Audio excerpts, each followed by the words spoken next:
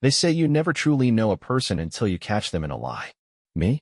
I learned the truth the hard way, parked outside a rundown motel, watching the woman I'd sworn to grow old with slip away to meet another man.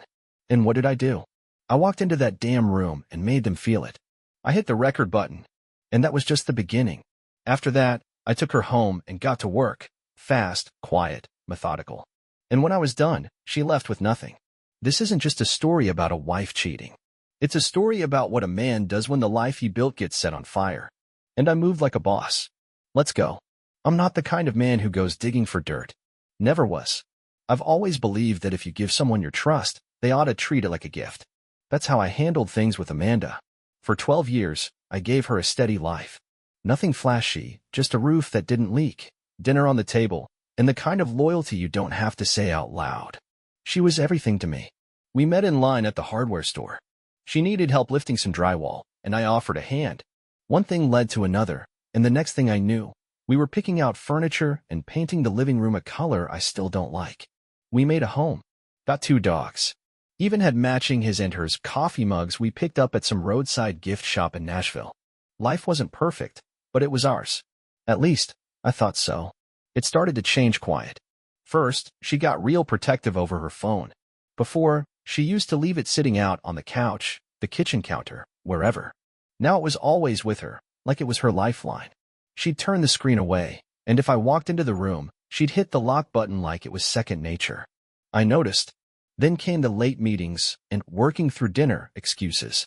Amanda worked in HR for an insurance company, not exactly the kind of job that keeps you out past 9 o'clock. But I gave her the benefit of the doubt. Maybe things got busy. Maybe she was just stressed. At first, I didn't want to see it. I chalked it up to the usual grind, like folks sometimes grow distant for a bit and find their way back. But that feeling, that tight knot in your chest, it doesn't lie. She came home late one Tuesday wearing lipstick I hadn't seen before. Said she'd been stuck in traffic. I looked at her and nodded, but something inside me shifted. Her blouse had a crease that wasn't there that morning. She smelled like some kind of floral perfume I knew damn well we didn't have in the bathroom cabinet. That night, while she slept, I did something I'd never done before. I picked up her phone. I didn't feel good about it. Still don't. But sometimes you have to choose between your pride and the truth. Her passcode was the same as always, her old high school crush's birthday. I never said anything, but I remembered. That stung more than I cared to admit. What I found wasn't explosive. No racy pictures, no explicit messages. But there was a number. Just 10 digits, no name. And it popped up everywhere, texts, call logs, even missed calls late at night. No context, just back and forth chatter, often deleted right after. But she'd missed a few. One text just said, same room. Another had a winking emoji. I'm not dumb. There were pictures too, just Amanda, posing in front of mirrors, her hair done up, makeup just right. The backgrounds didn't look like anywhere in our house or office. Hotels, maybe. One had a wine glass on the counter behind her. Another had folded towels on the bed. Things started to line up in a way I didn't like. Still, I didn't confront her. I needed more than just a hunch and a few shady messages. I needed proof that would speak for itself. So I started watching, waiting, playing dumb while collecting pieces. I jotted that number down on a gas station receipt and kept it in my glove box. I started paying attention to her schedule, looking for patterns. She always seemed to have late meetings on Thursdays. So I made sure to take a few half-days from work. Told the guys I had some house repairs to handle. Truth was, I was planning a different kind of fix. One Thursday, I left before her and parked a few streets over. Waited with a thermos of gas station coffee, keeping an eye on the driveway. She left around 6:40 p.m., heels clicking, dress I didn't recognize, a little extra effort in her hair. She looked polished, and I knew it wasn't for any board meeting. I followed at a distance. She didn't take the usual route into town. She took the back roads, out toward the edge of the county. That's when I knew. She pulled into a beat-up roadside and just off the old bypass, one of those places where the signs buzz and the curtains don't match. I stayed parked across the street behind a diner sign. She got out, glanced around, and walked into room 107 like she'd done it before. I sat there, hands on the wheel, not moving, not breathing, really, just watching. My ears were ringing. It felt like my body knew what was happening before my brain caught up. 10 minutes passed. 15. And I just sat there, trying to process how everything I thought was solid had turned to sand under my boots. She thought she was slick, thought she had me fooled, but she didn't see the shift in me. The calm. That was the gut punch. Not what she did, but how easy it was for her. She'd made the decision to lie, to take the trust I'd handed her and toss it aside like it was nothing. And now, I had to decide what kind of man I was going to be standing on the other side of that betrayal. One thing was certain, I wasn't going to be quiet about it much longer. The next time Amanda disappeared on one of her little work nights, I was ready. I'd had enough of guessing. Enough sitting on the couch wondering if I was losing my mind or if the woman I'd built a whole life with was out playing me for a fool. I left work around 3 that Thursday, told my boss I had a plumbing emergency. He didn't ask questions. I packed my thermos, shut down my tools, and got in the truck. Truth was, the only leak I cared about was the one in my marriage. I parked just 2 blocks from the house and waited. My heart was thumping, but I wasn't nervous. I was calm, focused. Like before a big game or right before you fire up the engine on something you just rebuilt. You feel the hum inside, the quiet charge. Amanda left the house at 6:42 p.m., wearing that black dress again, the one I'd never seen before, not until I found those photos on her phone. Tight, low in the back, paired with heels I didn't even know she owned. Not exactly business casual. She didn't notice me, which was the idea. I stayed 2 cars back the whole drive. She didn't take her usual route toward town. Instead, she headed south, out toward the back roads. I knew what was out there, nothing but cornfields, some old truck stops, and a string of cheap roadside motels that mostly housed out-of-towners, loners, or folks passing through that didn't want to leave a paper trail. She pulled into one of the worst of them, too. Place was called Clover Inn. Never trusted a motel with a plant for a name. The sign buzzed like a mosquito in the heat, and the office looked like it had been hit by a storm and never cleaned up.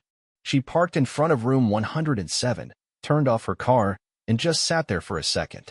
Then she got out, smoothed her dress, and walked to the door like she'd done it a dozen times before. She had the key already. Didn't even stop by the front office. I parked across the street, behind the diner sign. The kind of spot that hides a vehicle real well if you know how to angle it. From there, I watched the show play out. 15 minutes passed. I was starting to think maybe she was in there alone when I saw him pull up. White Toyota. Tinted windows. He got out with his phone in hand, looked around like he was just another guy stopping for the night. Tight shirt, slicked hair. Couldn't have been more than 35. The type that probably flexes in the mirror every morning and spends more on hair gel than tires. He knocked once. The door opened immediately. She didn't even hesitate. That's when something in me hardened. Like cold steel. No more doubts. No more wondering. I waited another 20 minutes. Let them get comfortable. Let them think they were safe. Let the lie breathe. Then I got out of the truck, slow and steady. Walked right across that cracked parking lot like I'd paid for the room myself. I could hear the buzz of an old vending machine, the flicker of a TV from another room. The air smelled like mildew and hot asphalt. I felt the heat of it rising through my boots. When I got to the door, I gave the knob a soft twist. Unlocked. No security latch either. Sloppy. I pushed the door open with one hand. What I saw inside, it stopped time. They were right there, wrapped up in each other like 2 snakes in a hole. Caught mid-act. The air was thick with guilt, the kind you could taste in the back of your throat. There was a lamp on the nightstand casting this dull yellow glow across the room, and in that light, I saw everything I needed to see. I didn't yell, didn't raise a fist. I reached into my pocket, pulled out my phone, and hit record. They froze. She gasped like she'd seen a ghost. He scrambled, falling off the bed and fumbling for his jeans. I didn't say a word. Just kept the camera steady, catching every second, the shock, the panic, the guilt plastered across her face. I even zoomed in on the gold wedding band still on her left hand. That image right there burned into my mind forever. When I had what I needed, I lowered the phone, slipped it back into my pocket. And then I dealt with the coward. He stood there, half-dressed, stammering out apologies like they were gonna fix anything. I walked up to him, steady and calm, and let my presence do the talking. I gave him a firm reminder, a nudge to the gut that said, "You crossed a line." He stumbled back, winded, eyes wide.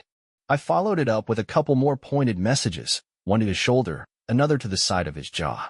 Nothing serious, just enough to leave an impression. Just enough to make sure he remembered that not every man stays silent when he's been betrayed. He backed into the corner, holding his side, whimpering like a kicked dog. Didn't even try to fight back. Amanda was wrapped in a sheet by then, standing off to the side like she didn't know how to move. I looked at her. She opened her mouth to speak, but I cut her off with one look. Just looked her dead in the eye. She knew better than to say anything. I turned my back to them both and walked to the door. Get dressed, I said without turning around. We're going home. She didn't argue. Didn't ask questions. Just followed behind, quiet as a ghost. I didn't touch her. Didn't speak to her. We walked out into the night, the sound of our boots on the gravel the only noise between us. The lights from the diner cast long shadows across the lot. The world felt darker somehow, colder, even in the summer heat. I opened the truck door.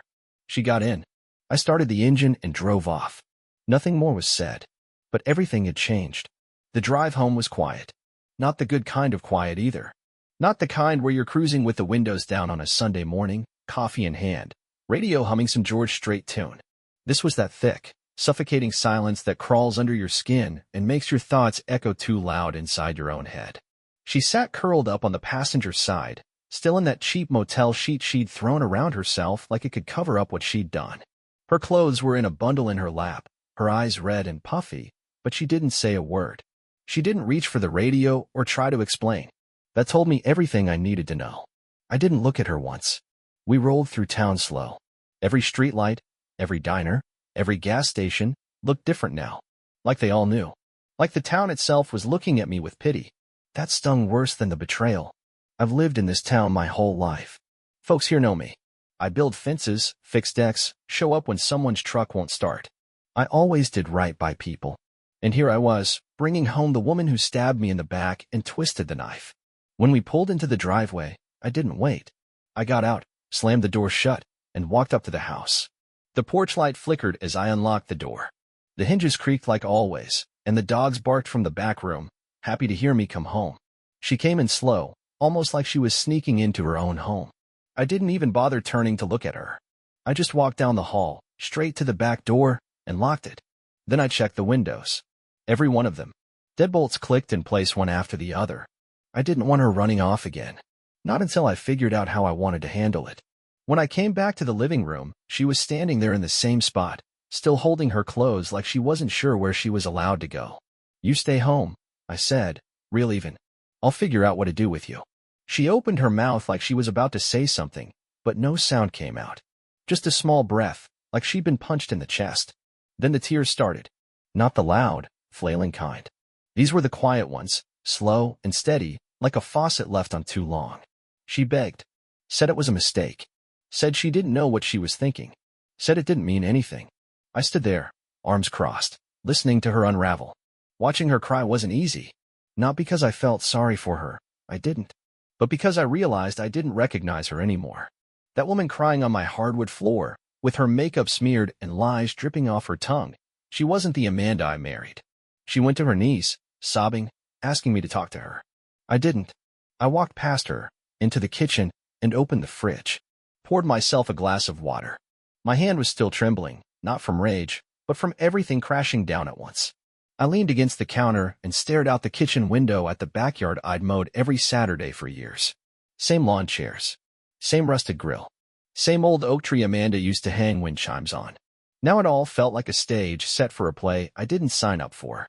Eventually she got off the floor, wandered down the hall, and shut herself in the guest room. That used to be her craft room. Used to be filled with scrapbook paper and paint sets she never used. Funny how quick a space turns into a hiding place. I spent the rest of the night in the living room. Sat in my chair, the one with the frayed armrest and the permanent dent where I always sit. TV was on, but I didn't watch it. I just listened to it drone while my mind went 100 miles an hour. Images kept flashing across my eyes. Her walking into that motel. His smug face. Her fake surprise when I came through that door. And the worst part, how casual it all looked. Like they'd done it before. Like it wasn't even a question. I knew right then, this wasn't a one-time thing. This wasn't some heat-of-the-moment mistake, like she claimed. This was planned. Chosen. Hidden. And that was the part that burned the most. She'd made decisions. She looked me in the eye day after day, kissed me goodbye, and still found time to run off and do what she did. She wasn't cornered into this. She walked straight into it. That's when it clicked. I wasn't the fool in this house anymore. I'd been played, sure. Lied to. But not anymore. Now I was wide awake. I didn't rage or throw things. I didn't get drunk or drive off into the night. I just sat there and made peace with the truth. My marriage wasn't broken. It was over. But the reckoning had just begun. When the sun came up, I didn't wake her. I didn't even go near that guest room. I fed the dogs, took out the trash, and swept the porch. Same as I always did. From the outside, everything looked normal. But inside, I'd already started the clock. And she had no idea it was ticking. The next morning, I woke up before the sun. Habit, mostly. Even when the world feels like it's falling apart, the body doesn't forget what time it's supposed to get moving. I made coffee, fed the dogs, and sat at the kitchen table, staring out at the backyard like I'd done 100 times before. Amanda was still holed up in the guest room. I didn't hear a sound from her all night. Didn't expect to. It wasn't silence that bothered me, it was knowing that everything that used to feel like a home had turned into some quiet standoff. I finished my coffee, threw on my jacket, and headed out. Didn't say a word. I wasn't angry. Not anymore. I'd burned through all that already. I was focused. Like a man walking into a storm with a plan in his pocket and a calm in his gut. Rick's office was 2 blocks off Main Street, next to an old barber shop that still had the striped pole spinning out front. He and I go way back. We played baseball together in high school, ran around with the same crew, helped each other build our first decks. These days, he wears a tie, drives a company-issued car, and deals with small-town legal work, mostly property disputes, contracts, and the occasional divorce. When I walked in, he was already pouring a second cup of coffee. He didn't say good morning, just raised an eyebrow like he already knew why I was there. Black, 2 sugars, right? He said, sliding a mug across the desk. I nodded, sat down across from him. I need to get out clean, Rick. I need to move fast. He leaned back in his chair, took a long sip, then set the cup down like a man preparing to lift something heavy. You sure this is where it's going? I'm sure, I said. More sure than I've ever been about anything. He didn't push. Rick's the type who lets silence do half the work. Instead, he opened the bottom drawer of his desk, pulled out a yellow legal pad, and started making a list. We started with the finances. Joint accounts, 2 credit cards, 1 emergency savings fund. I told him I wanted everything split down the middle for now, but the account's frozen until I said otherwise.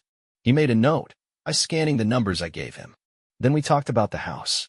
Titles in both our names, but I paid the mortgage, the taxes, all the repairs. Rick said he'd draft something to reflect that in the paperwork. Fair is fair, he said. We went through it all. Utilities, insurance, vehicle titles, the cabin we inherited from her uncle but never used. He marked every line carefully, methodically. No wasted words, no side talk. Just business. Once we had the structure down, he leaned back and looked me square in the eye. You want to file now? I didn't answer right away. I stared at the grain in his desk, dark walnut, polished, worn smooth on the edges. Like it had seen years of stories just like mine.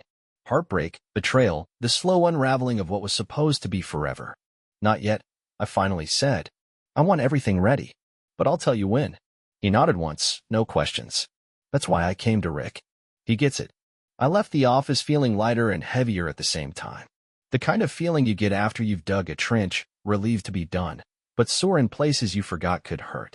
Back at the house, Amanda was still in her pajamas. She sat at the kitchen table, a mug of untouched coffee in front of her.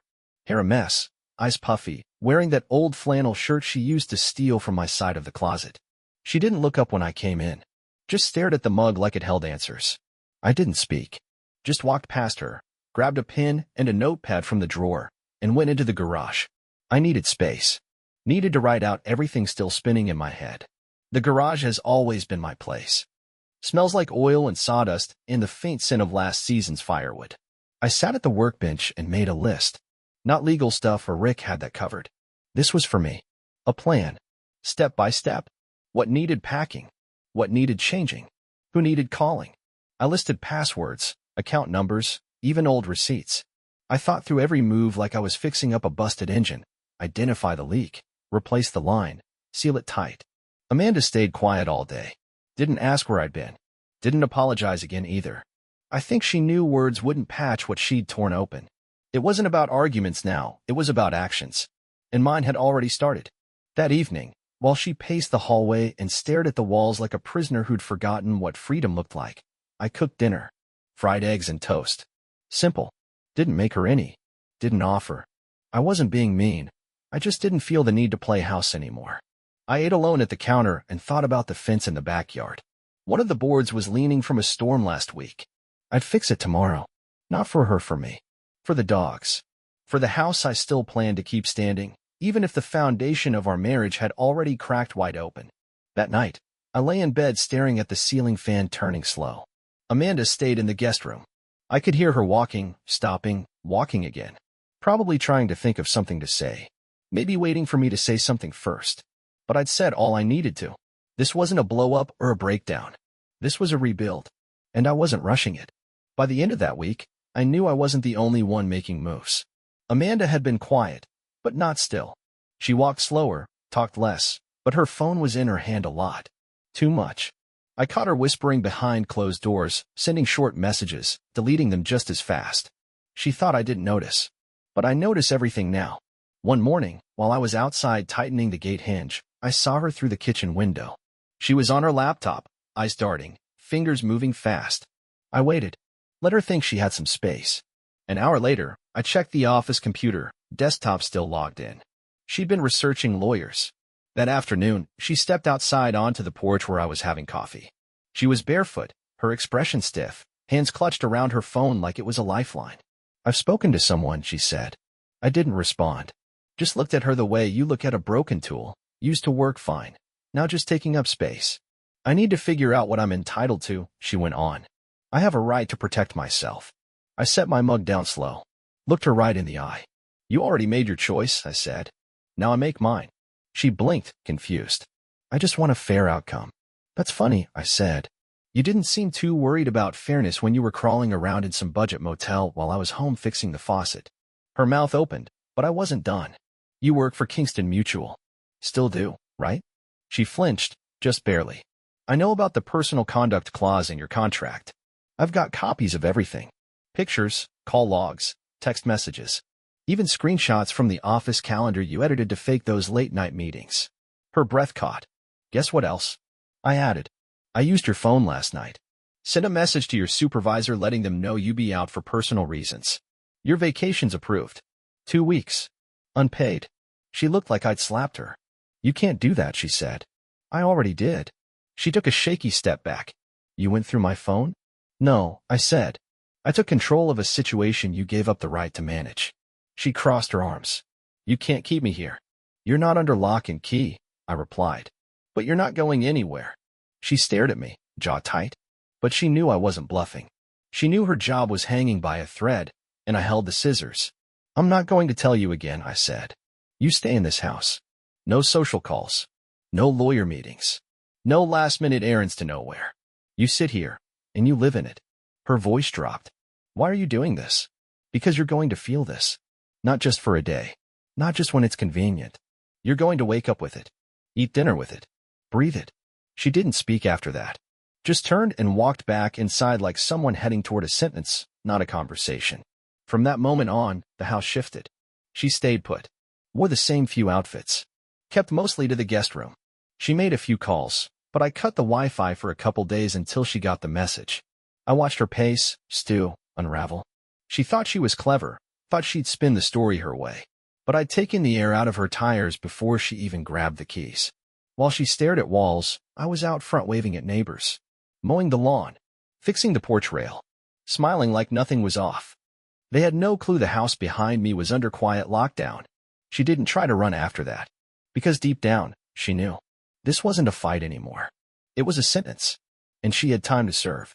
While she drifted around the house like a ghost, I was busy shifting pieces. Quiet pieces. Things most folks don't notice until it's too late.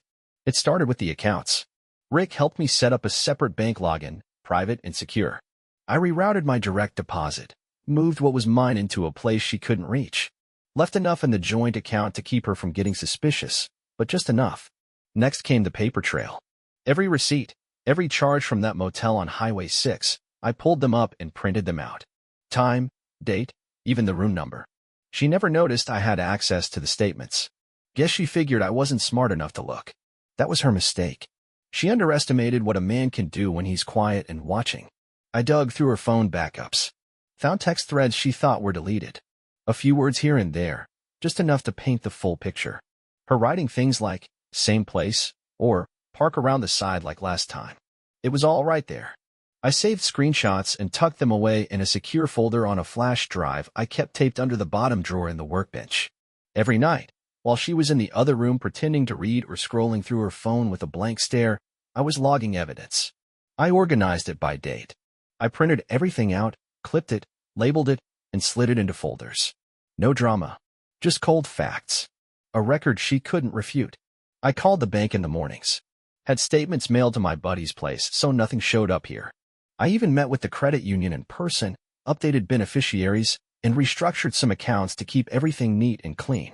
I wore a ball cap and flannel, shook the manager's hand, and left with a file full of protection.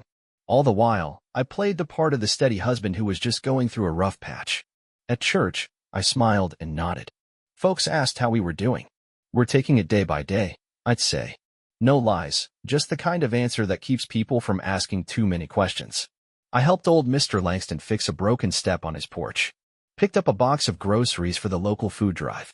Made sure I looked like the guy everyone trusted, which, to be fair, I still was. Just more focused than usual. Amanda didn't notice. She was too busy sulking, spinning her wheels, trying to figure out how to dig herself out of the hole she'd made. She'd pace the house, make short phone calls behind closed doors, then slam drawers like it had changed something. But the funny part? She thought I was just cooling off. That I was still deciding. I wasn't. I'd already decided. I just hadn't told her yet. See, the trick wasn't in the yelling or the blaming. The trick was in the patience. In moving pieces she couldn't track, in building a case so airtight she couldn't even find the edges to peel it back. I was building a wall around her world, slow and solid. A fence she never even saw until she was already inside it. And by the time she noticed, it was already too late. Exactly 1 week after I watched her shuffle around this house like a stranger, I handed her the divorce papers over breakfast. I made eggs that morning. Not because I wanted to, but because I figured it was better than watching her microwave another frozen waffle like a teenager. 2 eggs, over medium. Buttered toast, no jelly. I sat at the table, same place I always sit, across from the empty chair where she eventually dragged herself in. She looked tired. Wore that same stretched-out hoodie and flannel pants she'd been floating around in for days. Hair tied back like she gave up trying. I didn't say good morning. Just reached into the drawer beside me, pulled out the envelope, and slid it across the table. Read it, I said. Then sign it. She didn't touch it at first. Just stared, like I'd handed her a coiled snake. Her fingers curled around the edge slow, like the paper might bite. The envelope wasn't thick, just a few pages. But the weight of it? That was real. Heavy enough to drag down everything she thought she was still holding on to. Her voice cracked. You're really doing this? I already did it, I said. She opened the envelope with shaking hands. Read the top page, then skim the next. I could see her lips moving, but no sound came out. She wasn't reading to understand, she was reading to see how bad the damage was. I don't want to lose everything, she said after a long silence. I took a sip of coffee. You already did, I said. The day you walked into that motel, you gave it all away. She started crying again. Not loud. Just quiet tears sliding down her face. I didn't flinch. I'd seen those tears before. The night I caught her. The night I told her to come home. The morning she tried to lie her way out of it. By now, those tears didn't carry weight. They were just noise. You don't have to take it all, she said. I leaned back in my chair. I'm not taking anything you didn't offer up the minute you chose him over the life we built. The house was in my name, paid off 5 years ago with money I earned pulling extra shifts, picking up side jobs on weekends, grinding away while she took writing classes and joined book clubs. The truck was mine outright. Titles clean, signed by the dealer with my name, not hers. The savings? I kept records. Knew exactly how much I put in. Knew how much she hadn't. And the dog? Don't even get me started. Duke's been mine since he was a pup. She tried to claim she was the one who walked him every morning. Funny thing is, I've got video from the door cam showing otherwise. She let him out maybe twice a week. I trained that dog. Fed him. Took him to the vet when he ate a sock. She didn't argue on the dog. Just looked down at the table like even Duke had turned his back on her. The paperwork was simple. Rick had put it together tight. No wiggle room, no loopholes. Just a clean exit. I gave her the option to keep her car, her books, her clothes, and a few personal items. The rest? Mine. Not out of greed, out of fairness. She threw a rock through the window of our life. Now she had to walk barefoot over the shards. I thought you'd fight, she whispered. I shook my head. No need to fight when the other person already folded. She signed the first page slowly, paused at the second, wiped her face, then signed the two. When she got to the last page, she hesitated. This isn't who we were, she said, barely audible. No, I replied. But it's who you became. She signed the last line and dropped the pen like it burned her. I picked up the envelope, tucked it into my jacket, and stood. You can stay here till Friday, I said. After that, I want you out. She didn't respond. Just sat there, arms crossed over her stomach, staring down at the half-eaten toast on her plate. As I walked out the door, Duke followed me, tail thumping against the doorframe. The morning air hit me like a breath I'd been holding in too long. Checkmate. In the end, I walked away clean. The paperwork was signed, stamped, and filed at the courthouse downtown. Divorce final. No appeals. No negotiations. Just done. I didn't stick around to hear the clerk's speech about next steps. Didn't need to. I'd already taken mine. Her boxes were stacked by the door like leftovers after a bad yard sale. I didn't help her carry them. Just watched from the porch as she loaded her car with the bits and pieces she had left, clothes, books, trinkets she thought mattered more than loyalty. She didn't say goodbye, and I didn't offer one. When she finally pulled out of the driveway, she didn't look back. Just rolled onto the main road and vanished behind the trees like someone trying to outrun shame. The neighborhood? They didn't know the full story. Most assumed she left me. Per guy, they whispered. She just walked out on him. Some gave me those awkward nods in the store, like I was made of broken glass. Let them talk. The people who mattered? They knew. The ones who saw me patch up roofs in the dead of winter, fix leaky pipes, haul firewood while she sat inside flipping through catalogs, they understood. I didn't need to defend myself. I'd already proved my case. She underestimated me. Thought I'd fold like a cheap lawn chair. But I didn't. I held the line. Made my moves quiet, steady, like a man who's been sharpening the same blade for years. This wasn't about revenge. It was about fairness. About consequence. She lit the match, me? I just stood back and watched it catch. I got the house, the truck, the dog, even kept the worn-out recliner she always complained about. Funny thing is, it fits me better now. Peace sits in it with me. Stays a while. After she left, I cleared the place out. Took down the framed quotes she liked.